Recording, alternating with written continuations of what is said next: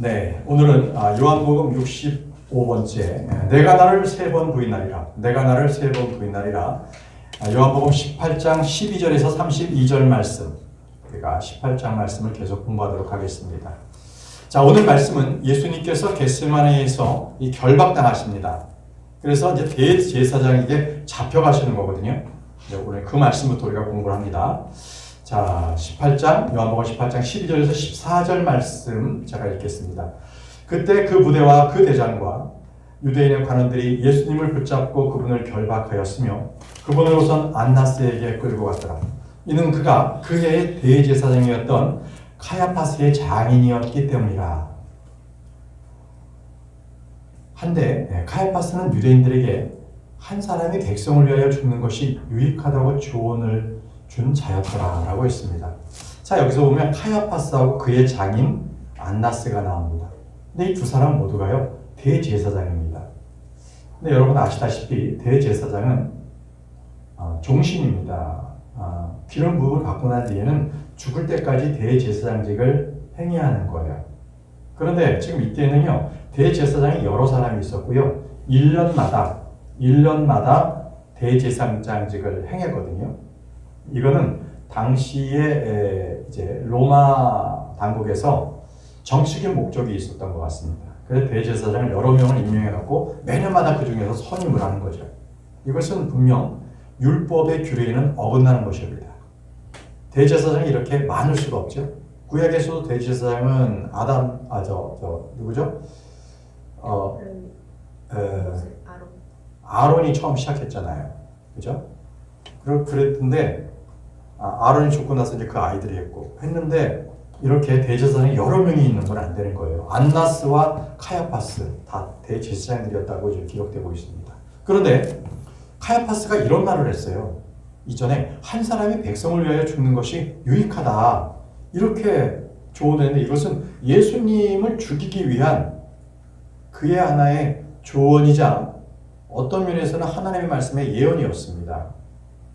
자, 이 말씀은 요한복음 11장에 나오는데요. 우리가 이미 공부를 했습니다. 만일 우리가 그를 이대로 가만히 두면 모든 사람이 그를 믿을 것이다. 이제 그는 예수님이십니다. 그래서 이 유대인의 이 종교 지도자들이 걱정이 되는 거죠. 어떻게 하면 백성들이 예수 그리스도께로 가는 것을 막을 수 있겠는가? 그리고 로마인들이 와서 우리의 처소와 민족들을 모두 빼앗아가리라. 이제 군중들이 예수님께로 가면 혹시라도 밀란이 일어나면 어떡하느냐. 그렇게 돼서 도리어 우리가 가지고 있는 우리의 처소들과 민족들에 있는 이 우리가 가지고 있었던 이런 어떤 그 명예 이런 걸 다 빼앗아가면 어떡하느냐 이제 걱정했던 겁니다. 이제 그러자 이제 카야파스가 얘기합니다. 그러자 그들 중 카야파스라는 이름으로 불리는 한 명이 그 해당 연도의 대제사장이었죠. 1년 동안 대제사장이었어요. 그가 말합니다. 그들에게 같이 말하였더라. 너희는 아예 아무것도 모르면 또한 한 사람이 백성을 위하여 죽음으로써 민족 전체가 망하지 않는 것이야말로 우리에게 유익한 것임을 고려하지도 않는도다. 자, 카야파스가 이렇게 얘기한 거예요. 한 명이 죽음으로써 우리 민족 전체가 망하지 않는다. 자, 이거는 하나님의 예언이기도 했습니다. 예수 그리스도께서 십자가에 달려 죽으심으로 인류의 모든 사람들은 구원을 받을 수 있게 된 거죠. 모든 사람들에게 유익된 거예요. 그래서 그가 계속 말하죠. 그런즉 그가 스스로 이것을 말한 것이 아니요 다만 그 해의 대제사장으로서 예수님께서 그 민족을 위하여 죽으실 것을 그가 예언한 것이라. 하나님의 말씀을 카야파스가 예언을 했던 겁니다. 근데 이 카야파스는요 하나님의 이 예언의 말씀을 자기의 정치적 입지를 공고히 하는 데에 그 목적이 있었어요. 그래서 그는 어떻게 하면 예수 그리스도를 살해할까 여기에 혈안이 돼 있어서요 책동의 배우자로서 카야파스가 있었던 겁니다. 결국 카야파스는 종교 지도자들을 하나에 뭉치게 해서 이 예수 그리스도를 죽이기 위한 그러한 뒷조정 배후에 있는 최고의 지도자였던 것이 바로 카야파스였어요. 자, 다시 본문 말씀 돌아갈게요. 요한복음 18장 15절에 그리고 시몬 베드로가 예수님을 따랐고 또 다른 제자도 그렇게 하였더라. 그 제자는 대제사장에게 알려져 있었기에 예수님과 함께 대제사장의 관저로 들어갔더라. 자, 이제 예수님께서 결박당하시고 대제사장 관저로 들어가는 겁니다. 그때 어떤 다른 제자가 있었는데 다른 제자는 요한이었습니다. 그는 요한복음을 쓰면서 자기 이름 스스로 쓰지 않고 항상 다른 이름을 썼어요. 다른 제자, 그리고 다시 자신을 칭할 때 이런 표현도 썼어요. 요한복음 13장 23절 보면 그는 예수님께서 사랑하신 자였더라. 요한 스스로가 자기를 쓸 때 예수님께서 자기를 사랑하신 자라고 이렇게 자신 있게 쓴 거예요. 실제 사랑했던 자였고요. 또 요한복음 20장 2절 말씀에도요. 그때 그녀가 달려가서 시몬 베드로와 예수님께서 사랑하신 다른 제자에게 이르니라. 예수님께서 사랑하신 다른 제자, 바로 다른 제자가 자기예요. 자기. 요한, 사도 요한을 말하고 있는 겁니다. 그래서 요한복음에는 항상 자기를 일으켜서 사랑하시던 자 또는 다른 제자 이렇게 썼어요. 자, 그래서 그가 이제 대제사장을 알고 있었기 때문에 베드로를 그 안으로 들입니다. 요한복음 18장 16절에 그러나 베드로는 문 밖에 서 있었더라. 그때 대제사장에게 알려진 다른 제자가 나가서 문을 지키고 있던 여자에게 말하여 베드로를 안으로 데려왔더라. 자, 이제 베드로가 안으로 들어왔습니다. 자, 이제부터 문제가 발생해요. 베드로가 이제 대제사장의 관저로 들어왔는데 거기서 이제 조용히 이제 아무 일 없었으면 좋을 텐데 이제 예수 그리스도가 예언했던 일들이 여기에 베드로에게 나타나기 시작합니다. 자, 17절 말씀 보십시오. 그때 문을 지키고 있던 젊은 여인이 베드로에게 말하기를 당신도 이 남자들 중 하나가 아닙니까? 아니라 그가 말하기를 나는 아니라. 자, 이 문을 지키고 있던 젊은 여인이 베드로를 딱 보니까 저는 분명히 예수 그리스도와 함께 있었던 바로 그 제자다. 이렇게 해서 당신 제자지요? 하니까 그 여인이 말합니다. 아니, 베드로가 말해요. 나는 아니야. 나는 그의 제자가 아니야. 이렇게 부인을 합니다. 근데 베드로는요. 불과 몇 시간 전에 예수님 앞에서 이렇게 고백했었거든요. 13장 37절. 요한복음 13장 37절에 베드로가 그분께 말씀드리기를 주여 어찌 제가 지금은 당신을 따를 수 없나이까. 제가 당신을 위하여 저의 생명을 내려놓겠나이다 하였더라. 주님, 모든 사람이 다 배반해도 저는 예수님을 배반하지 않겠습니다. 저의 생명을 예수님을 위해서 내놓겠습니다. 이렇게 호언장담했던 베드로. 그에게 예수님은 바로 이렇게 말씀하셨습니다. 38절에 예수님께서 그에게 대답하셨느니라. 내가 나를 위하여 너의 생명을 내려놓겠느냐? 진실로 내가 네게 말하노니 내가 나를 3번 부인할 때까지 숫하기 울지 아니하리라. 내가 나를 3번 부인할 때까지 숫하기 울지 않는다. 이 말씀을 베드로에게 마음속 깊숙이 찔러 넣으십니다. 베드로는 이 말씀을 기억했습니다. 자, 이제 다시 본문 말씀으로 돌아가죠. 요한복음 18장 18절. 이윽고 종들과 간원들이 거기 서 있었는데 그들은 숯불들로 불을 피웠더라. 이는 그날이 추웠기 때문이다. 그리고 그들이 자신들의 몸을 녹였고 베드로는 그들 곁에 서서 자신의 몸을 녹였더라. 이제 겟세마네 동산에서 예수님이 포박되면서 계속적으로 예수님을 뒤따라와서 대제사장 관저까지 왔는데 굉장히 밤이 되어서 추웠습니다. 이제 베드로도 그 숯불 옆에서 자기 몸을 쬐고 있었습니다. 자, 계속 본문 말씀 읽겠습니다. 특별한 말씀이 없기 때문에 읽으면 아시잖아요. 자, 19절에서 21절 말씀입니다. 그때 대제사장이 그분의 제자들에 관하여 그리고 그분의 교리에 관하여 예수님께 여쭈었더라. 예수님께서 그에게 대답하셨느니라. 나는 세상에 드러나게 전하였느니라. 나는 여태까지 유대인들이 항상 모이는 회당 안과 성전 안에서 가르쳤느니라. 자, 예수님께서는요 항상 가르치시는 일을 했어요. 그리고 유대인들이 모이는 회당이라든지 성전 안으로 들어가서 그들을 가르치셨습니다. 공개적으로요. 그리고 내가 아무것도 은밀하게 말하지 아니하였도다. 어찌하여 너는 나에게 묻느냐? 내가 그들에게 무엇을 말하였는지는 나의 말을 들은 자들에게 물으라. 보라, 그들은 내가 말한 것을 아느니라. 예수님께서 대제사장에게 아주 분명하게 말씀하셨습니다. 나는 은밀하게 말한 것이 아니다. 많은 사람들이 있는데 공개적으로 얘기했으니 내가 무슨 말을 했는지를 바로 여러 사람들에게 물어보라. 이렇게 말씀하셨던 겁니다. 자, 22절입니다. 그리고 그분께서 그와 같이 말씀하셨을 때 곁에 서 있던 관원 중 하나가 예수님을 자기 손바닥으로 치면서 말하기를 내가 대제사장에게 그렇게 대답하느냐 하였더라. 자, 관원 중에 하나가 예수님을 손바닥으로 쳤죠. 예수님께서 육신을 입고 이 땅에 오셨을 때 첫 번째 물리적인 폭행을 당하신 겁니다. 하늘의 왕국에 폭행을 당하고 있는 겁니다. 지금. 자, 이 예수님께서 이렇게 관원에게 폭행을 당하는 것은 구약의 예언의 성취기도 합니다. 단순히 손바닥만이 아니라 막대기로도 여러 사람들이 달려들었을 겁니다. 성경에서는 바로 그 관원 한 사람을 지목했을 뿐입니다. 자, 구약에는 이렇게 적혀 있습니다. 미가서 5장 1절 말씀에 오 군대들에 따라 이제 너 스스로 군대들을 모이라. 군대들로 모이라. 그가 우리를 대적하여 포위하였도다. 그들은 이스라엘의 판관의 뺨을 막대기로 치르라. 이스라엘의 판관의 뺨, 예수 그리스도십니다. 그죠? 바로 그분을 막대기로 치라고 그렇게 미가서에서는 예언되어 있습니다. 자, 본문 말씀 돌아가겠습니다. 23절 예수님께서 그에게 대답하시기를 만일 내가 악하다고 말하였다면 그 악에 관하여 증거하라. 그러나 만일 잘 말하였다면 어찌 너는 나를 치느냐 하셨느니라.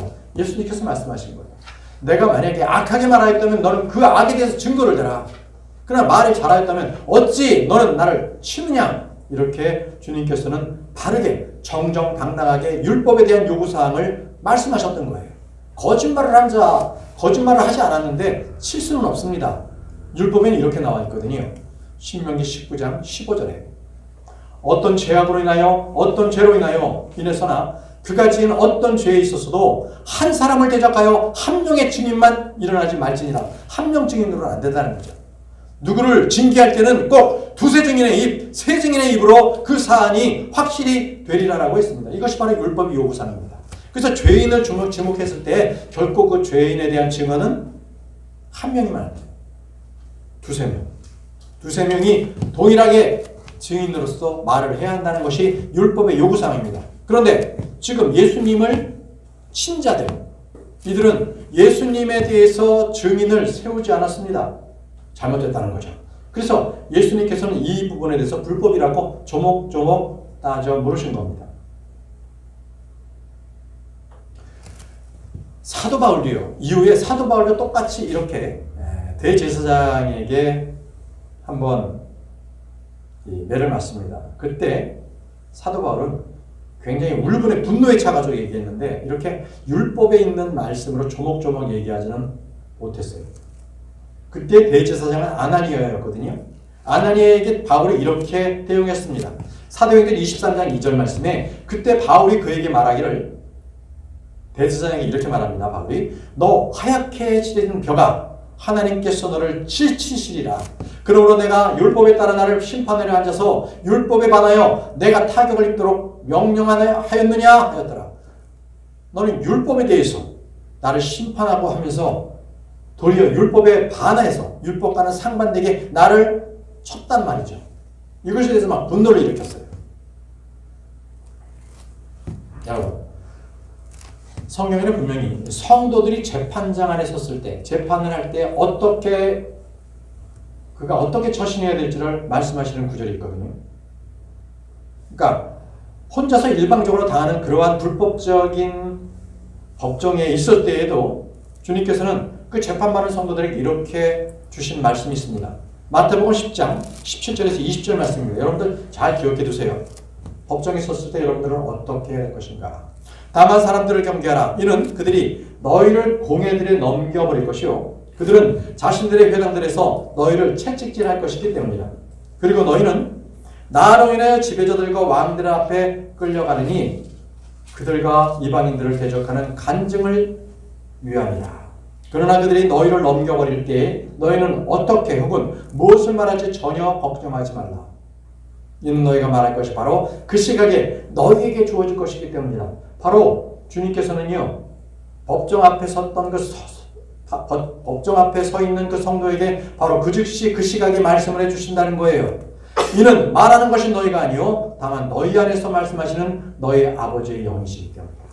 성령님께서 너희에게 어떻게 말하라 하는 것은 말씀을 너희에게 넣어주시겠다는 겁니다. 이게 주님의 말씀이에요. 자, 다시 본문 말씀 돌아가겠습니다. 요한복음 18장 24절입니다. 그때 안나스가 결박된 그분을 대제사장인 카야파스에게 보냈더라. 자, 안나스도 대제사장, 그리고 그의 사위 카야파스도 대제사장. 이제 대제사장인 카야파스에게 보냈어요. 카야파스는 아주 정치적인 아주 그러한 이 어떤 그 생각들, 정치적인 노력들이 아주 이 노련한 사람이었습니다. 그 사람은. 그래서 그는 이미 예수 그리스도를 법정에 세워서 죽여야 한다는 것을 결정해 놓고, 그리고 재판을 이 밤에 마무리를 해야 되겠다라고 딱 작심을 한 사람이었어요. 그런 사람에게 이제 안나스는 그 카야파스에게 예수님을 보내버립니다. 자, 25절입니다. 그리고 시몬 베드로는 서서 자신의 몸을 녹였더라. 그러므로 그들이 그에게 말하기를 당신도 그의 제자들 중 하나가 아니니까 하였더라. 그가 그것을 부인하여 말하기를 나는 아니니라 하였더라. 자, 두 번째 베드로가 부인합니다. 몸을 녹이는 중에 누가 또 그의 제자가 아니냐 당신은 그랬더니 나는 아니야 라고 또 부인을 합니다. 네. 자, 이때 베드로의 마음은 어땠을까요? 따뜻하게 그냥 그 불가에 있었기 때문에 평안했었을까요? 베드로의 마음은 상당히 어려움이 많았을 겁니다. 더군다나 주변에서 너도 그의 제자가 아니냐고 말했을 때 그걸 부인하는 그 베드로의 모습은 너무나 처참하기까지 합니다. 롯이요 소돔에 거할 때에 그는 그 풍족함에 있어서 평안과 기쁨이 있지 않았습니다. 그의 영혼이 고통 가운데 있었다고 분명히 성경에 기록되어 있습니다. 아마 베드로가 그랬을 거예요. 그는 비록 결박당하지 않고 사람들과 함께 불 곁에 있었지만 결코 그의 마음은 따뜻하지 않았을 겁니다. 자, 주님께서 말씀하십니다. 요한복음 10장 32절에서 33절에 주님을 부인하는 자에게 이렇게 말씀하세요. 그러므로 누구든지 사람들 앞에서 나를 시인하면 나도 그를 하늘에 계신 나의 아버지 앞에서 시인하겠나. 그러나 누구든지 사람들 앞에서 나를 부인하면 나도 그를 하늘에 계신 나의 아버지 앞에서 부인하겠나. 예수님을 부인한다. 그러면 예수님도 하늘 아버지께 앞에서 그를 부인한다고 말씀하십니다. 부인하는 게 뭐예요? 예수님의 말씀에 불순종하는 것. 그렇다면 예수님께서도 그를 모른다라고 부인하겠다고 주님께서 말씀하고 계십니다. 그렇기 때문에 그리스도인들은요, 이 세상에 살면서 영적인 삶과 육적인 삶의 양다리를 거치는 것은 상당히 참 불행한 삶을 사는 사람들입니다. 그래서 요한복음에서는요, 베드로에게 이렇게 진짜 점잖게 표현을 했지만 실제 마태복음에서는요, 굉장히 신랄하게 그 부분을 기록을 했어요. 이제 찾아보지는 않겠습니다만 마태복음 26장에 똑같은 장면이 나오거든요. 거기에 70절에 보게 되면 첫 번째 부인할 때 베드로는 이렇게 말합니다. 나는 내가 무슨 말을 하는지 모르겠노라. 이렇게 그가 얘기했고, 또 두 번째 나는 그 사람을 모른다고 했습니다. 72절에 이렇게 나와요. 마태복음 26장 72절. 세 번째는 아예 예수 그리스도를 저주합니다. 저주하며 맹세하면서 나는 그 사람을 모르노라 라고 외치는 기록이 나옵니다. 74절에 나와요. 세 번 이렇게 예수 그리스도를 부인함으로써 베드로는요, 바로 그 즉시 사도직에서 떨어져 나갑니다. 그는 더 이상 사도가 아니어서 예수님께서 부활하고 난 뒤에 베드로를 사도 안에 같이 넣지 않아요. 따로 부르는 거예요. 제자들과 베드로. 이렇게 아예 베드로는 사도로서의 그러한 직위를 이때 잃어버립니다. 결코요, 내가 말을 하는 것에 대해서 하나님께서는 그냥 침묵으로 가만 계시겠지? 그렇지 않습니다. 하나님 다 세무라고 계세요. 카운팅을 하고 계십니다. 그것이 그대로 나에게 돌아와요. 분명히 베드로는 이때 제자직을 사임했다는 것을 예전에도 한번 말씀드린 적이 있습니다. 자, 본문 말씀 다시 돌아가서 일단 26절입니다. 대제사장 종들 중 한 명은 베드로가 귀를 잘라버린 자의 혈족이더라. 그가 말하기를 내가 너를 그와 함께 동산에서 보지 아니하였느냐 아니라. 자, 자기 친족이 베드로로 인해서 귀가 잘렸다면 그 친족은 얼마나 분했겠습니까? 그렇기 때문에 베드로를 분명히 알아봤습니다. 나는 너를 분명히 동산에서 보았다라고 합니다. 자, 이제 베드로는 증인까지 나서는 상황이 되자 그런 사면 초과에 몰렸습니다. 이러지도 저러지도 못하는 상황이니까 베드로는 더욱더 강력하게 주님을 부인해버립니다. 아예 주님을 저주하기 시작했습니다. 그래서 요한복음 18장 27절에는 이렇게 기록합니다. 그때 베드로가 다시 부인하였더라. 마태복음 26장에 더 구체적으로 나왔습니다. 즉시 수탉이 울었더라. 자, 3번을 부인하자 수탉이 울었습니다. 예수님의 말씀대로 그대로 됐던 겁니다. 이때 베드로는 예수님의 말씀이 기억났습니다. 그리고 그는 밖으로 나가서 울었습니다. 보시죠. 마가복음에 그렇게 기록되어 있습니다. 14장 72절에 그러자 두 번째로 수탉이 울었더라. 이에 베드로가 그 말씀을 떠올렸으니 곧 예수님께서 그에게 말씀하시기를 수탉이 2번 울기 전에 내가 나를 3번 부인하리라 하셨던 것이다. 그리고는 그가 그것을 생각하였을 때 그는 울었더라.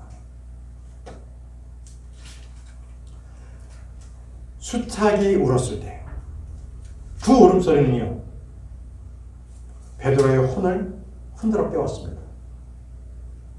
과거 불과 몇 시간 전에 자기가 예수 그리스도께서께 그렇게 힘주어서 자기의 생명까지도 내놓겠다 했던 바로 자기의 모습, 그리고 예수님께서 내가 나를 3번 부인하리라는 그 말씀이 그는 기억나고 그는 심히 통곡했습니다. 비통하게 울었죠. 누가복음 22장에는요 바로 그 즉시 예수님의 눈과 베드로의 눈이 마주쳤다고 되어 있습니다. 그럼 얼마나 베드로가 더 사무쳤겠습니까? 예수 그리스도의 눈은 분노의 눈이 아니었어요. 측은하고 불쌍하게 쳐다보고 있는 것이죠. 누가복음 22장 61절에서 62절 그러자 주께서 돌이켜 베드로를 바라보셨더라. 주께서 돌이켜 베드로를 바라보셨더라. 그런즉 베드로는 그분께서 자신에게 말씀하신 주의 말씀을 기억하였으니 수탉이 울기 전에 내가 나를 3번 부인하리라 하신 것이라. 그리하여 베드로가 밖으로 나가서 비통하게 울더라. 베드로는 주님의 말씀을 기억했습니다. 그 수탉의 울음소리가 베드로의 혼을 일깨웠습니다. 여러분, 육신적으로 베드로가 아무리 내가 스스로 해볼 거예요, 내가 예수님을 지킬 겁니다라고 하더라도 그건 육신적인 마음일 뿐이었습니다. 진정 영적으로 그가 하나님의 말씀에 순종했다면 이렇게 예수님을 부인하지는 않았을 겁니다.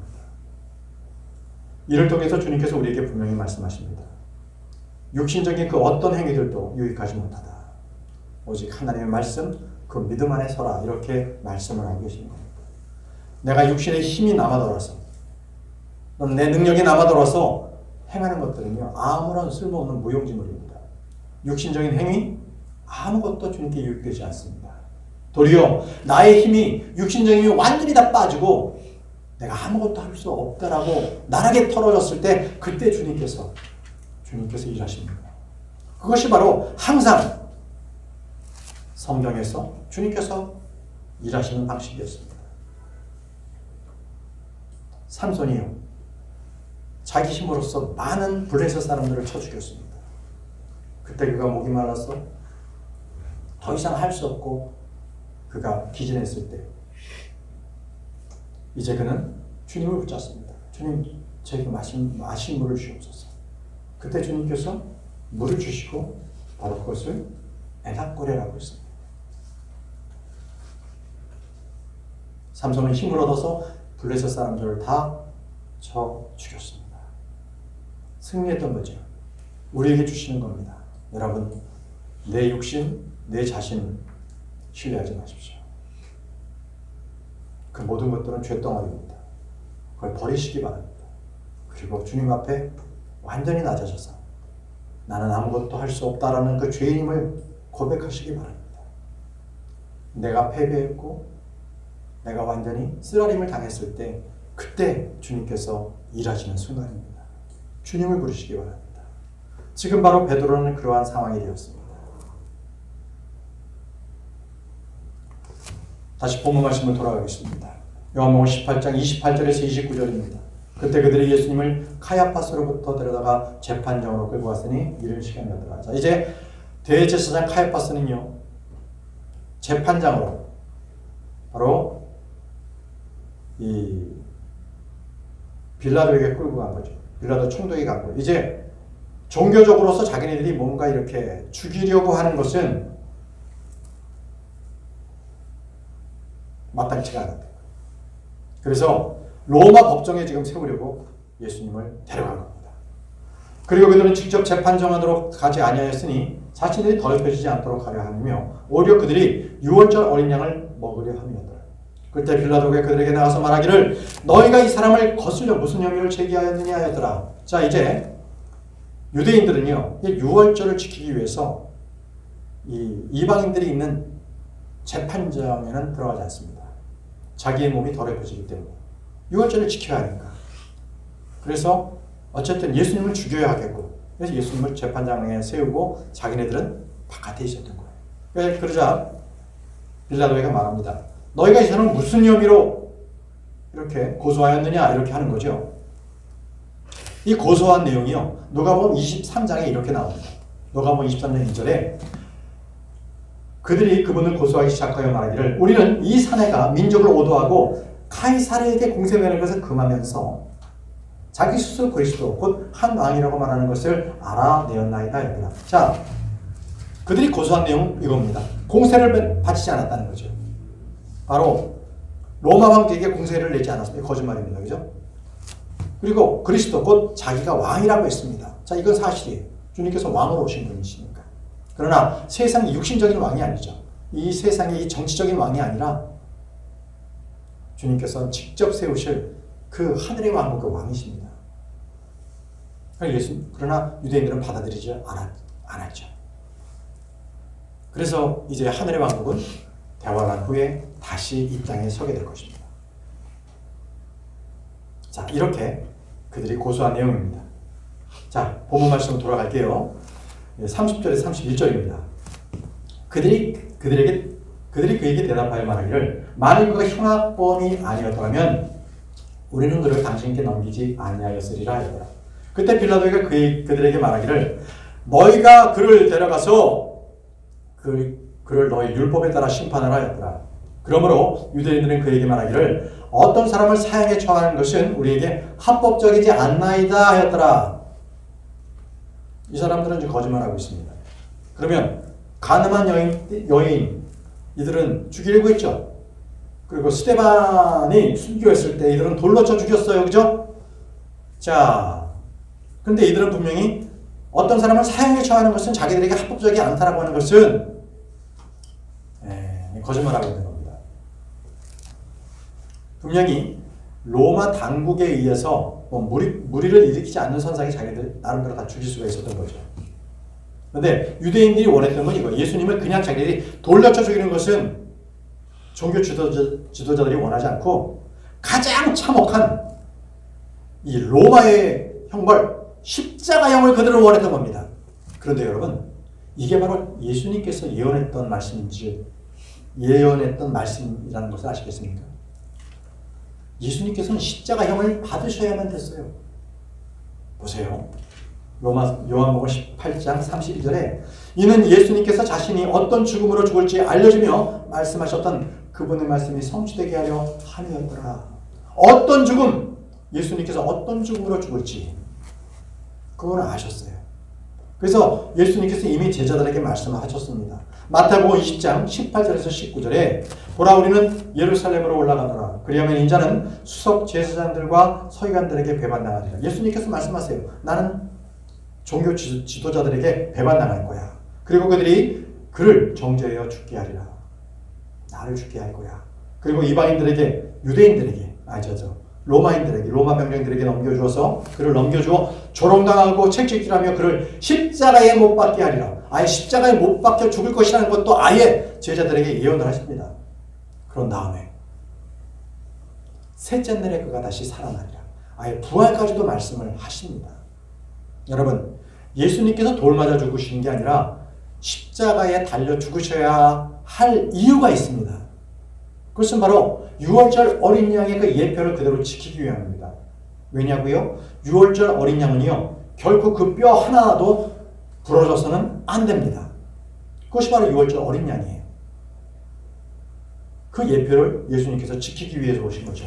출애굽기 12장 34절 43절 46절 이것이 유월절 어린 양에 관한 법령이라. 그것은 한 집 안에서 섭취되어야 하리라. 너는 그 고기를 조금이라도 집에서 밖으로 가지고 나가지 말지니라. 너희는 그것에 속한 뼈 하나도 부러뜨리지 말지니라. 뼈 하나도. 그 어린 양 뼈 하나도 부러뜨려서는 안 되는 거예요. 그래서 예수님께서는요, 십자가 상에서 달려서 돌아가셨을 때 뼈 하나도 상하지 않았어요. 뼈 하나도 상하지 않았습니다. 다른 강도들 같은 경우에는 숨을 빨리 끊게 하기 위해서 심장에 그 압력을 더 하기 위해서 밑에 받치고 있는 무릎을 부러뜨려 버립니다. 그러면 확 쳐지겠죠? 그러면 심장으로 모든 압력이 증가되기 때문에 바로 죽습니다. 근데 예수님은 이미 돌아가셨어요. 그래서 로마 병력도 예수님의 그 다리는 부러뜨리지 않았어요. 민수기 9장 12절에도요. 그들은 그것 중 아무것도 아침까지 남기지 말고, 유월절 어린 양입니다. 그것의 어떤 뼈도 부러뜨리지 말지니라. 그들은 유월절의 모든 법령들에 따라 그것을 지킬지니라 라고 했습니다.